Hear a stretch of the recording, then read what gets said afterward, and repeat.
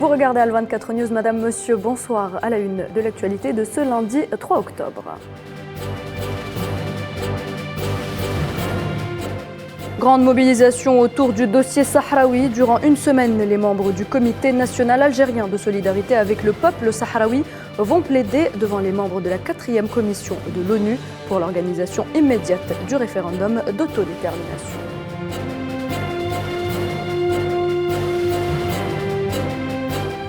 Le Premier ministre algérien Ayman Ben Abdelrahman assure que l'action diplomatique de l'Algérie sera axée sur la défense des intérêts de la nation et la contribution à la sécurité et à la stabilité régionale.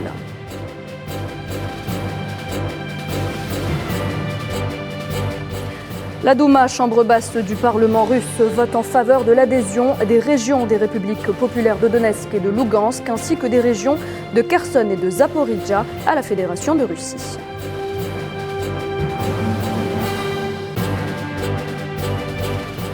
Et puis le bras de fer continue entre Lula da Silva et Jair Bolsonaro. Les Brésiliens sont appelés à voter lors du second tour du scrutin présidentiel le 30 octobre pour élire leur nouveau dirigeant.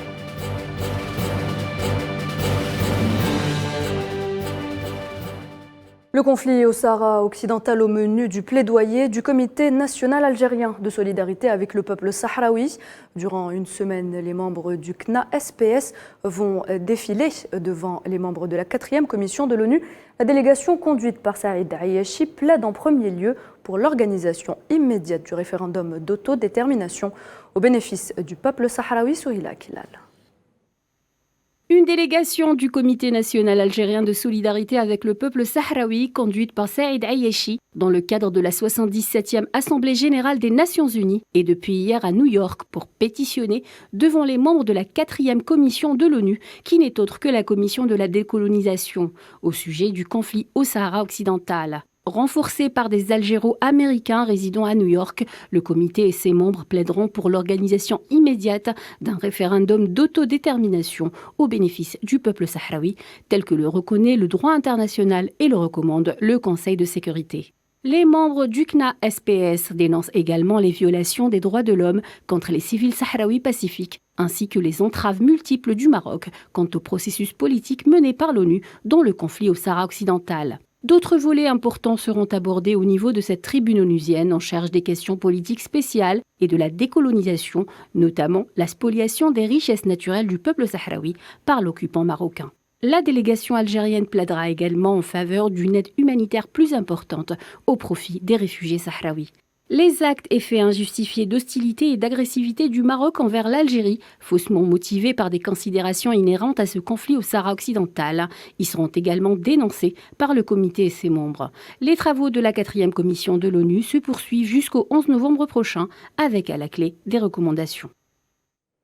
Et on en sait plus sur la politique générale du gouvernement algérien, comme de coutume et à la suite d'un remaniement opéré récemment par le président algérien Abdelmadjid Tebboune. Le Premier ministre Ayman Ben Abdelrahman s'est exprimé ce lundi devant les députés de l'Assemblée populaire nationale pour défendre l'action de son gouvernement. Et il s'est tout d'abord voulu rassurant. Naliman Zekar. Grand oral pour le Premier ministre algérien Ayman Ben Abdelrahman devant l'Assemblée populaire nationale pour défendre l'action de son gouvernement durant une année marquée par des turbulences économico-internationales.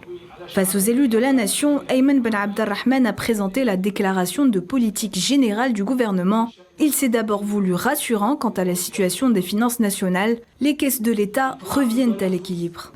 Les balances des paiements affichent un excédent de l'ordre de 9,1 millions de dollars contre un déficit de 4,4 millions de dollars une année auparavant.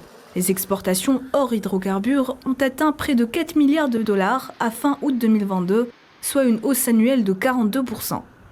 À ce titre, le deuxième homme de l'exécutif algérien a tenu à rappeler les bonnes performances du secteur du fer et de l'acier, avec à la clé un demi-milliard d'exportations vers l'Afrique et l'Union européenne. Seul nuage à l'horizon, une inflation aux facteurs exogènes évidents qui perdure et tire avec elle l'indice des prix à la consommation à la hausse. Au chapitre macroéconomique, Ayman Ben Abdelrahman a annoncé que la croissance était de retour en 2021 avec un taux estimé à 4,7%. Les recettes budgétaires au titre de l'exercice 2021 ont enregistré une hausse de 15,5%, et les dépenses budgétaires de 7,6%. Enfin, Ayman Ben Abdelrahman est revenu sur l'objet que s'est fixé l'Algérie d'atteindre l'autosuffisance en matière de production céréalière, sans toutefois omettre les dépenses qui ont été consenties pour garantir la sécurité alimentaire du pays.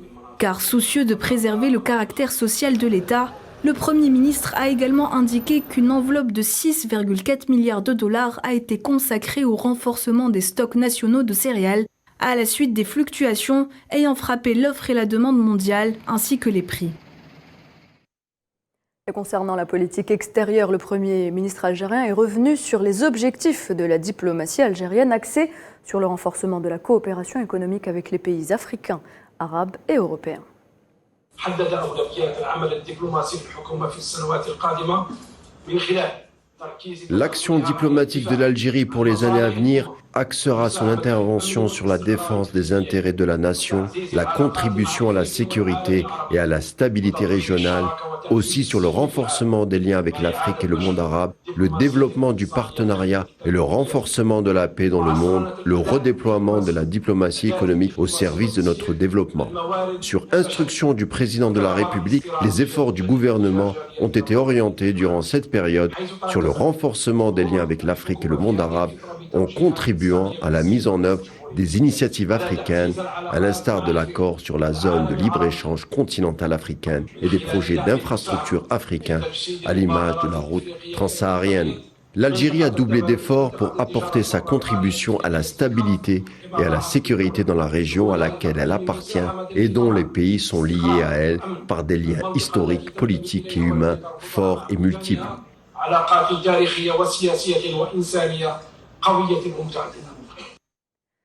Et il a bien évidemment été question du rendez-vous incontournable qu'accueillera Alger les 1er et 2 novembre prochains, le sommet arabe d'Alger.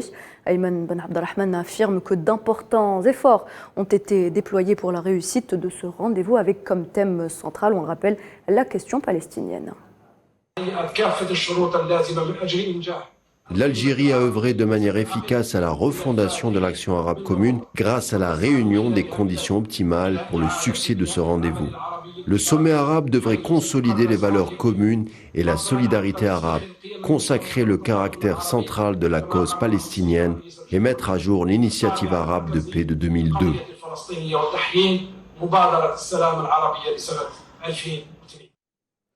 On reste en Algérie. Le groupe pétrolier Sonatrach souhaite renforcer sa coopération avec le chinois Sinopec Overseas Oil and Gas Limited. Le ministre de l'Énergie et des Mines, Mohamed Arkab, a reçu ce lundi à Alger le directeur général du groupe chinois Wu Xiuli, avec lequel il a justement abordé les opportunités d'investissement, notamment dans les domaines des hydrocarbures et de la pétrochimie.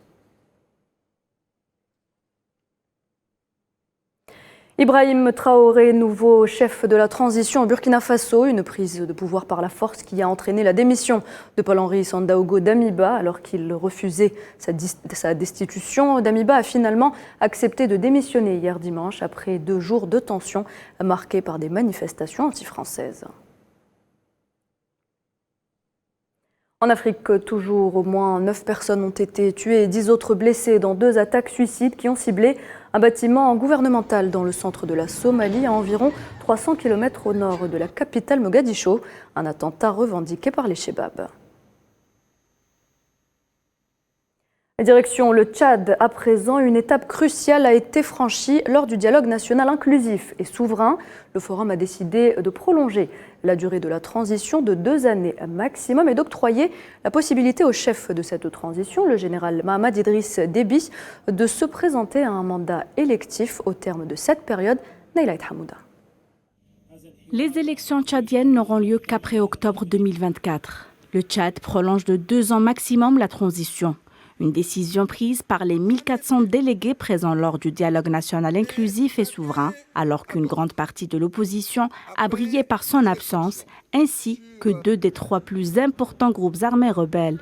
La société civile, elle, a boycotté la réunion. À la tête d'un conseil militaire de transition, Mohamed Idriss Déby Itno devient le président de transition et peut désormais être candidat à la prochaine présidentielle. Il devrait nommer un premier ministre afin d'éviter les tensions au sein de l'exécutif. Celui qui avait succédé à son père, l'ex-président Idriss Déby Itno, en avril 2021, s'était engagé auprès des Tchadiens et de la communauté internationale à ne pas se présenter au futur scrutin.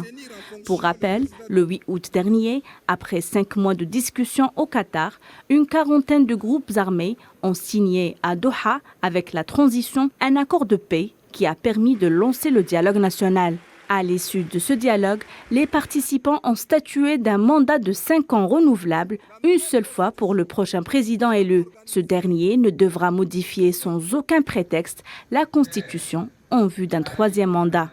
L'instabilité persiste au Tchad et la répression politique s'est accrue au cours des dernières années. Reste à savoir si cette prolongation entraînera des améliorations en manquement du Tchad dans le domaine politique, social, économique et sécuritaire.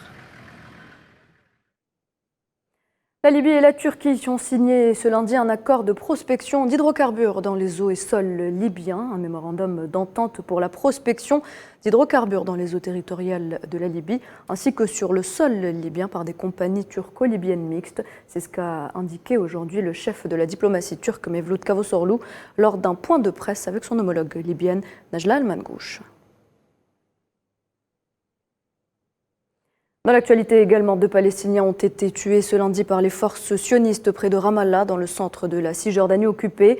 Bassel Qassem Basbous, 19 ans, et Khaled Fadi Anbar, 21 ans, ont été tués par balle dans le camp de Jalazoun à Ramallah, un crime odieux condamné par les autorités palestiniennes.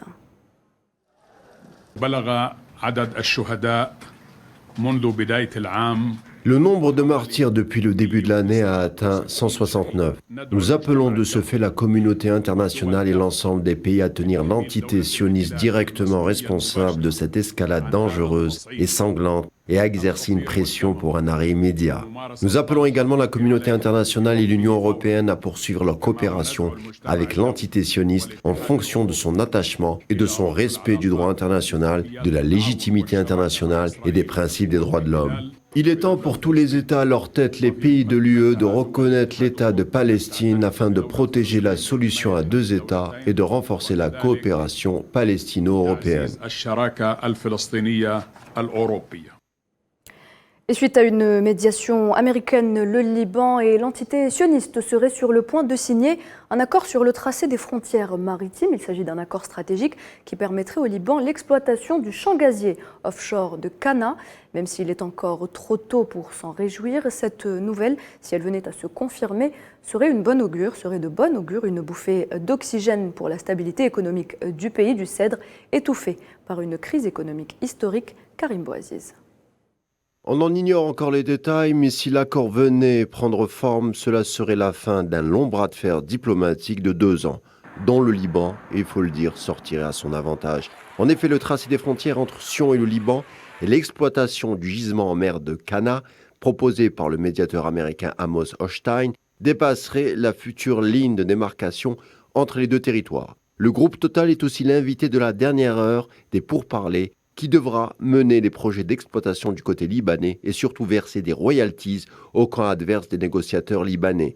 L'autre gisement, celui de Karish, restera en dehors du giron libanais. On se souvient qu'en juin dernier, l'arrivée à Karish d'un navire affrété par une société censée extraire du gaz pour le compte des sionistes avait exacerbé les tensions et poussé le Liban à réclamer une reprise des négociations qui avaient été suspendues à la suite de différends concernant la surface de la zone contestée. Ce navire a même acheminé une plateforme de forage sur ce même champ gazier.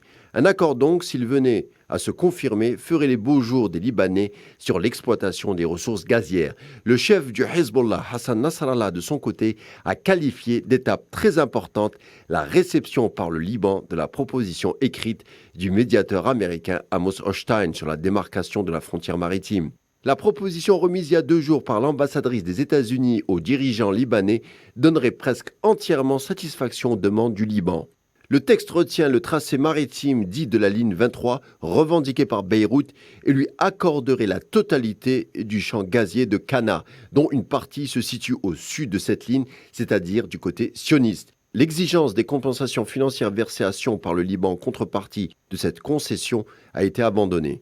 Une superficie de 8 km² située au nord du tracé maritime, c'est-à-dire du côté libanais, sera surveillée par la force navale de l'ONU déployée au large du Liban, tout en restant sous souveraineté libanaise. Si les deux parties paraphaient la feuille de route américaine, l'exploitation de la zone économique libanaise pourrait alors commencer, ce qui offrirait au Liban, frappé depuis 4 ans par une crise sans précédent, des perspectives financières prometteuses. Un accord stratégique, si jamais validé, synonyme d'oxygène pour le Liban, qui traverse actuellement la pire crise économique de son histoire, à condition d'en respecter le contenu, et on sait qu'une des deux parties est coutumière de la rupture d'accord.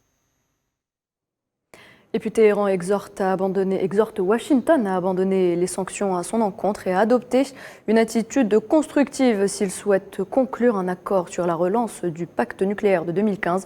Le gouvernement américain semble pâtir de ces incohérences et de ces paradoxes, estime le porte-parole du ministère iranien des Affaires étrangères, qui ajoute que les États-Unis n'ont pas la volonté politique de poursuivre les négociations nucléaires sur la relance du plan d'action global conjoint. Et à propos de sanctions, Moscou risque d'en récolter de nouvelles. La Grande Europe se réunit en sommet à Prague les 6 et 7 octobre pour discuter justement des conséquences de l'opération militaire en Ukraine. Les dirigeants de l'Union européenne et leurs homologues du continent seront donc réunis sur un pied d'égalité afin de favoriser le dialogue politique et la coopération sur les questions d'intérêt commun afin qu'ensemble ils œuvrent au renforcement de la sécurité, de la stabilité et de la prospérité de l'Europe dans son ensemble.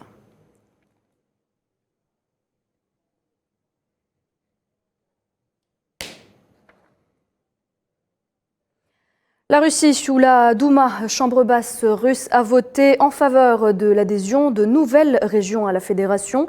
Les députés ont voté en ce 3 octobre à une large majorité en faveur donc des traités d'adhésion des républiques populaires de Donetsk et de Lougansk, ainsi que des régions de Kherson et de Zaporijia. Les 4 textes, un pour chacune des régions, ont reçu un soutien quasi unanime des députés présents. Ils doivent désormais passer devant le Conseil de la Fédération, à la Chambre haute russe.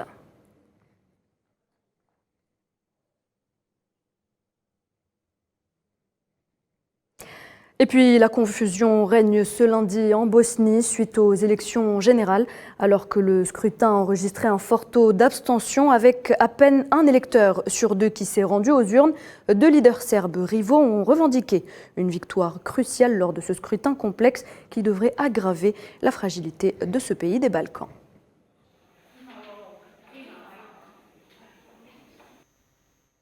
Le gouvernement britannique abandonne son projet controversé de baisse d'impôts pour les plus riches. Rappelez-vous, le plan mini-budget dévoilé il y a quelques jours avait plongé le pays dans la tourmente. Les détails avec Imen Merad.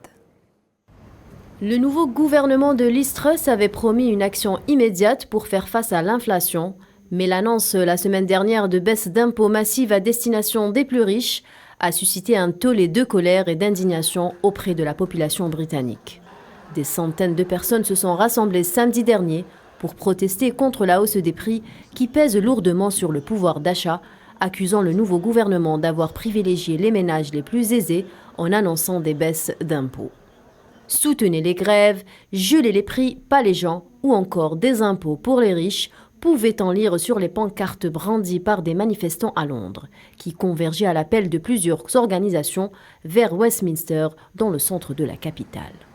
En marge de ces manifestations, la première ministre britannique fraîchement installée a appelé dimanche les alliés de son pays à ne pas prêter attention aux menaces qualifiées de creuses du président russe Vladimir Poutine et à se concentrer plutôt sur le maintien des sanctions contre Moscou. C'est dans un contexte politique et financier plutôt charpenté que Londres s'est replié lundi à travers un tweet suspendant la décision de baisser les impôts sur le revenu pour les plus riches. Il est clair que la suppression du taux d'imposition à 45% a éclipsé notre mission de nous attaquer aux difficultés dans notre pays. Par conséquent, j'annonce que nous n'allons pas la poursuivre. Nous comprenons, nous avons écouté. Cela va nous permettre de nous focaliser sur la mise en place des principaux éléments de notre plan de croissance. D'abord, le plafond sur les prix de l'énergie. Suite à l'annonce du ministre des Finances, l'ISTRE s'est également exprimé sur Twitter. Nous avons compris et nous avons écouté. L'abolition du taux de 45% était devenue une distraction de notre mission de faire bouger la Grande-Bretagne. Nous nous concentrons maintenant sur la construction d'une économie à forte croissance qui finance des services publics de classe mondiale, stimule les salaires et crée des opportunités dans tout le pays. En 3 semaines à Downing Street, Liz Truss a mené le Royaume-Uni au bord du précipice d'une crise financière, gel des factures énergétiques, baisse d'impôts, durcissement de minima sociaux et dérégulation, un mini-budget, une maxi-crise. Au Brésil, l'ex-président de gauche Lula da Silva est arrivé en tête du premier tour de la présidentielle hier dimanche devant le chef d'État d'extrême droite Jair Bolsonaro. Mais son avance est moins importante que le prédisaient les sondages et c'est donc un second tour qui aura lieu le 30 octobre prochain. Luiz Inácio Lula da Silva a obtenu 47,91% des voix contre 43,65% pour Bolsonaro.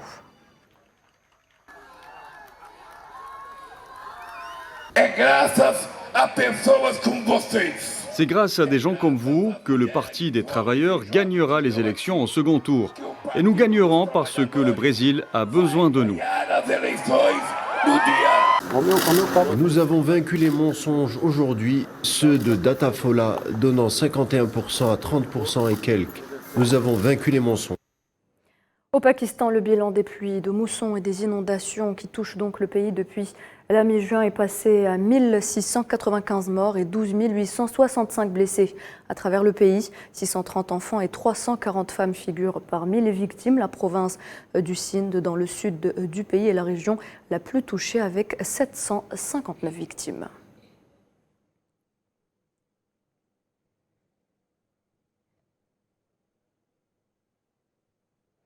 Et un mot de culture avant de se quitter, la seconde édition de Gil Cinema, journée de la critique cinématographique, a pris fin cet après-midi à l'Institut culturel italien à Alger, avec au menu de cette journée de culture une masterclass animée par le critique de cinéma italien Emanuele Rauco autour de la thématique cinéma et conflit. L'occasion bien évidemment d'aborder différentes dimensions inhérentes au lien entre le 7e art et la guerre.